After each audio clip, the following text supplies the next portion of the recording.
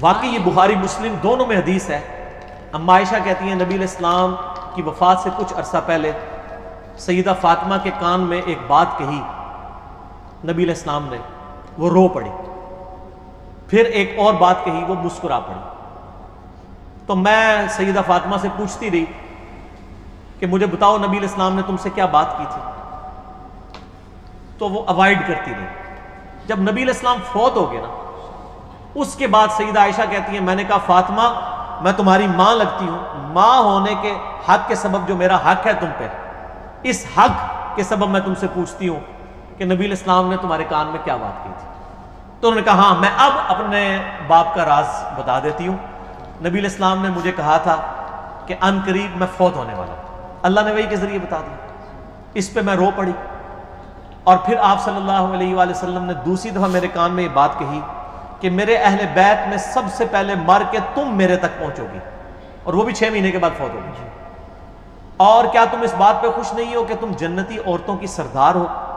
تو میں اس بات پہ مسکرا پڑی.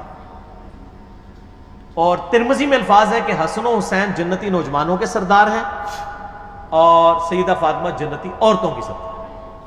المستدرک للحاکم میں ہے کہ حسن و حسین جنتی نوجوانوں کے سردار ہیں اور ان کے باپ علی ابن ابی طالب ان سے بھی بہتر ہیں. اور ترمذی میں ایک روایت ہے کہ ابو بکر اور عمر جنت میں انبیاء کے علاوہ تمام بوڑھوں کے سردار ہیں. جنت میں کوئی بوڑھا نہیں ہوگا، لیکن جو دنیا میں بڑھاپے سے گئے تھے ان کے بارے میں. اس میں جنتیوں کا سردار کون، یوٹیوب پہ ایک میرا کلپ بھی ہے، میں نے سارے حدیثوں کے نمبر بھی بتائے. تو یہ نبی علیہ السلام نے اصل میں ہمیں سنایا ہے کہ کل کو کوئی یہ نہ کہ جو میرا مرید ہو گیا میں اس وقت تک جنت میں نہیں جاؤں گا جب تک اپنے سارے مرید نہ لے جاؤں. آپ اس سلسلے میں بیعت ہو جائیں، آپ جنت میں جائیں گے. جب کوئی یہ جھوٹے دعوے کرے گا نا تو پھر اس کو یہ بتایا جائے کہ نبی علیہ السلام تو صحیح بخاری کی حدیث ہے، مسلم میں بھی ہے، اے میری بیٹی فاطمہ اس بات پہ مت اکڑنا کہ تم اللہ کے نبی کی بیٹی ہو، میرے مال سے جو کچھ لینا ہے مجھ سے لے لو، اگر اللہ نے تمہیں پکڑ لیا تو میں اللہ کے حضور تمہارے کچھ کام نہیں آؤں گا.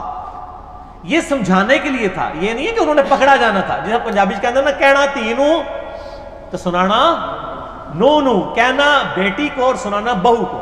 اصل میں ہمیں سنایا گیا ہے کہ میں اپنی بیٹی کے بارے میں کہہ رہا ہوں کہ نسبت یہ نہ کہنا جو کچھ بھی ہے تیرے محبوب کی امت سے، نہیں.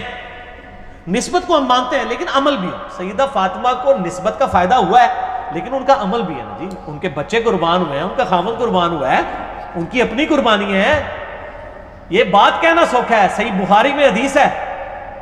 آج تو لوگ کہتے ہیں تیرے ہوتے جنم لیا ہوتا پھر میں تیرے قدموں سے لپٹ جاتا، میں یہ ہوتا، میں رفع دین پھر تو پھر بھی نہ کرتا،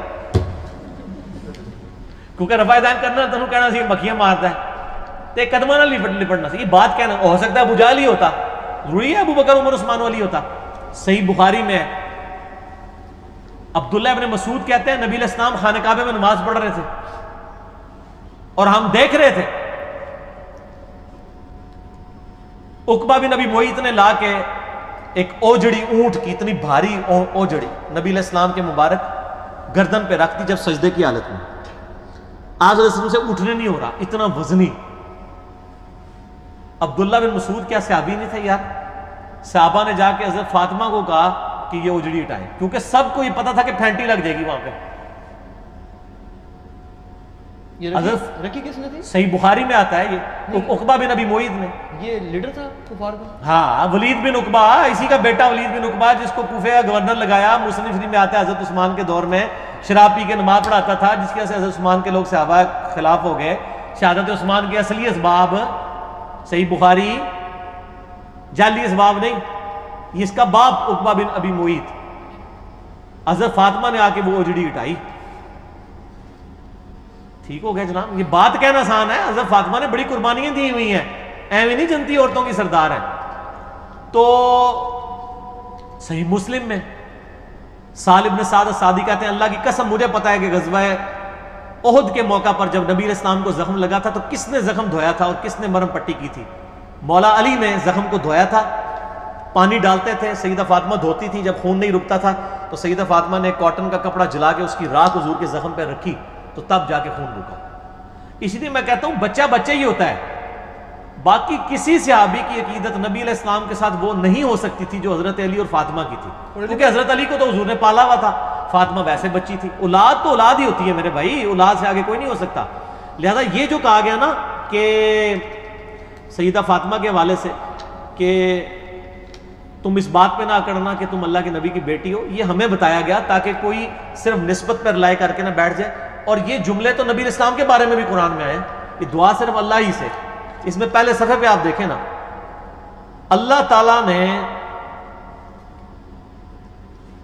18 نبیوں کا ذکر کیا سورہ الانعام کے اندر آیت نمبر 88 میں. پھر فرمایا 18 نبیوں کا بائی نیم ذکر کر کے کہا وَلَوْ أَشْرَكُوا لَحَبِطَ عَنْهُمْ مَا كَانُوا يَعْمَلُونَ, اگر یہ بھی شرک کرتے ان کے بھی اعمال برباد ہو رہا تھا. تو کیا نبی شرک کرتے تھے؟ سمجھانے کے لیے. یہاں بھی حضرت فاطمہ کا سمجھانے کے لیے ہے کہ اگر میری بیٹی فاطمہ بھی چوری کرے گی اس کے بھی ہاتھ کٹیں گے. اے میری بیٹی فاطمہ اس پہ نہ کرنا کہ اللہ کے نبی کی بیٹی ہو, وہ سردار ہے. اچھا, اس کے بعد ہمارے نبی علیہ السلام کو مخاطب کیا گیا سورہ الزمر آیت نمبر 65 میں, وَلَقَدْ أُوحِيَ إِلَيْكَ وَإِلَى الَّذِينَ مِنْ قَبْلِكَ لَئِنْ أَشْرَكْتَ لَيَحْبَطَنَّ عَمَلُكَ وَلَتَكُونَنَّ مِنَ الْخَاسِرِينَ. اے نبی بے شک آپ کی طرف اور آپ سے پہلے تمام نبیوں کی طرف یہ وحی کی گئی کہ اے نبی اگر آپ نے بھی شرک کیا آپ کے بھی اعمال برباد ہو جائیں گے اور آپ بھی خسارہ پانے والوں میں ہو جائیں گے. یہ بات تو نبی علیہ السلام کو سنگولر کے سیغے سے کہی جا رہی ہے, لیکن کہا سنایا کسے جا رہا ہے؟ ٹھیک ہے. پھر آیا قرآن میں 3 دفعہ, سورہ زمر میں, سورۃ الانعام کے اندر, سورہ یونس میں, قل انی اخاف ان عصیت ربی عذاب یوم عظیم. اے نبی فرما دیجئے کہ میں خود ڈرتا ہوں اس بات سے کہ بڑے دن کا عذاب مجھے نہ آ پکڑے اگر بالفرض میں نے اپنے رب کی نافرمانی کی.